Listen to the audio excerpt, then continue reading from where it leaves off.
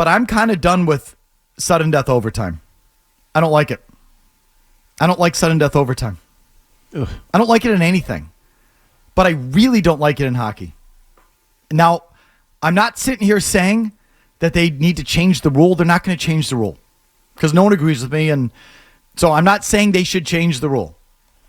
I'm telling you, I don't like sudden death overtime in hockey. I don't like it in anything. It's not fun, even when you win. I mean, Murray, you know what I'm talking about. Some of these games, when you get into overtime, even when your team wins, is it fun? Well, it's exhilarating if the team pulls off the win. You feel like you've cheated death. Oh, no, please.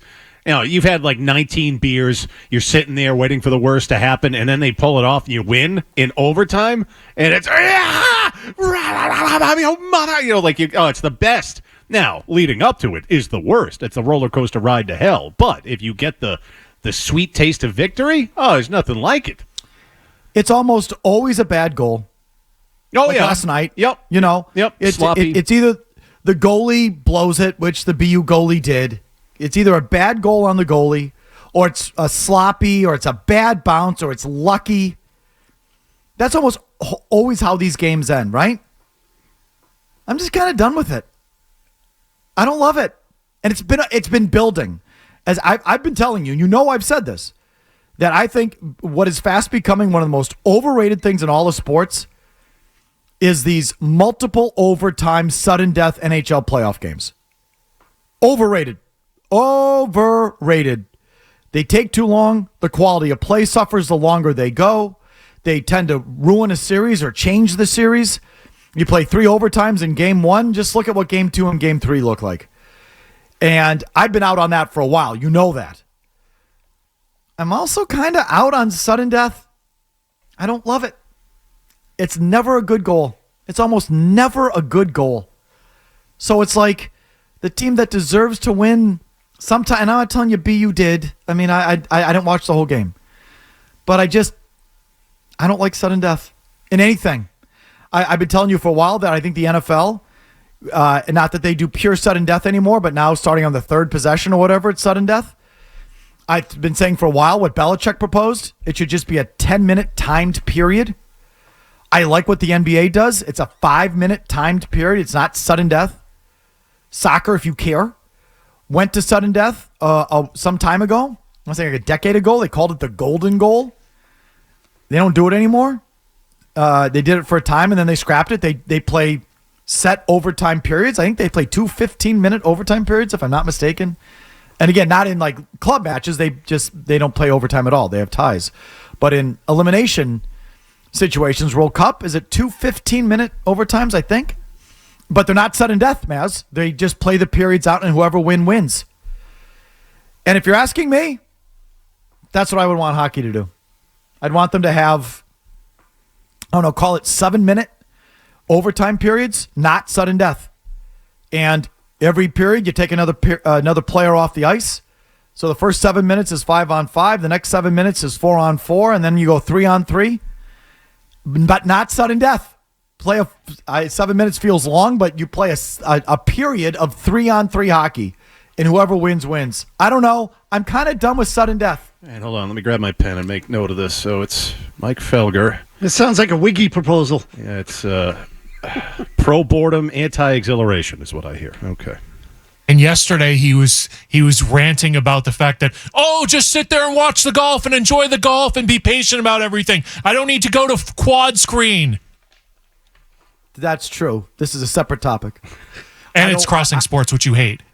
But it's a different subject. I just want to sit down and watch the golf. I don't want to fiddle around with another app on my phone. So you just don't want to watch the hockey. You just want the hockey to be done with. Side topic. Because you know I'm right. Sudden death is, it's luck. It's luck. And it's almost always a bad goal. It's like, I'm done with it. I'd rather they do non-sudden death. And all I right, felt so this way for a while. 7-minute periods, 5-on-5, then 7-minute period, 4-on-4, and then 7-minute period, 3-on-3, then what? Something like that. Well, yeah, I mean, we can keep workshopping it. Shootout. Then shootout. So you want the Stanley Cup decided on a shootout goal? 100%. I can't have that. That's no. That's a skills competition, is what that is. I can deal with it in the regular season, not in the postseason. So I have a different question. Unlike these two extremely negative people, how did you arrive at 7 minutes? Just by taking 20 and dividing by 3? No, I felt like 10 minutes might be too long and 5 minutes is too short. I just came up with it just now. I didn't workshop any of that. That just was just off the top of my head. Just felt like a kind of arbitrary number. That's why I asked. Part of my problem is the overtimes are too long. And it ceases to become a hockey game. It's like it's something else. And it's interesting, I guess. It's a war of attrition. It's a war of nerves. It's a war of something. Guts and toughness. After a point, it gets stupid. Okay, so one overtime, certainly not. But sudden death, just play it out. Play a period. Play a set amount of time. I don't know. I always find the thing against the clock the most interesting thing. That's why I think NBA overtime. My brilliant NBA overtime proposal was 42 seconds? Something like that. 42 seconds, so each team gets a possession, and you have to decide whether it's a 2-for-1, but you're still playing against the clock. Like, I think all the stuff against the clock is the good stuff in every sport. Sudden death, admit it.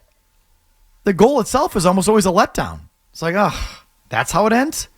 That's how they almost, I'm right. Most every overtime, you're like, yeah, the goal usually sucks, but the rest of it is exhilarating, adrenaline pumping. It keeps you at the edge of your seat. Like, that's why I watch sports. Well, so listen. I mean, the Bergeron overtime goal that got Murray this job was a good one. Yeah, right. That was one of those. How many of you had to sit through went the other way? Oh, many. And it's a horrible, horrible feeling when it doesn't go your way. But when it does, that's the payoff. It's kind of like gambling. Just off the top of my head, last year, first round. For Pete's sake, Carolina way back in like 09, 08, 09. I was in the building that night, yep. That's how you lost that one. That was fun. Vancouver Game 1 in the Stanley Cup Finals in 2011, that was an overtime loss against Tim Thomas. Lost that one. I mean, there's more. There's a million more. Oh, I don't know. Game 7 against Montreal, 1979. The Guy Lafleur goal was the game-tying goal, right? Wasn't the winner in overtime? Yep. Yeah. How'd those taste? Not great, but they're memorable. How'd that taste? They're memorable moments. That's what you want in sports. It's not just win or loss. It's just something about, I'm just kind of over sudden death. That's it. So this week, we have 3 rule proposals for the, I told you, this isn't each a rule worse proposal, than the but last. Okay. They got to do something with the goal line, because that puck that got by Swayman to start the game the other night should have been a goal. Just put pudding in the net. That's how you decide it. Maz, the lacrosse goal? How do you feel about the lacrosse-style goal in hockey? I hate it. It should be outlawed. Should not be allowed. As Joe Murray would say, out. And now we got to work on sudden death. At least in the world of Felger. Anyway, all right. I just wanted to bring that up. I promise. There's actually a combo solution in there in overtime. Instead of moving the goal line into the net, bring it out. You'd have a crap ton of goals then. If you like that clip, check out more videos from Felger and Maz here. For more Bruins analysis and opinion, hit this playlist. And for all the latest from the Sports Hub, download the app at 985thesportshub.com.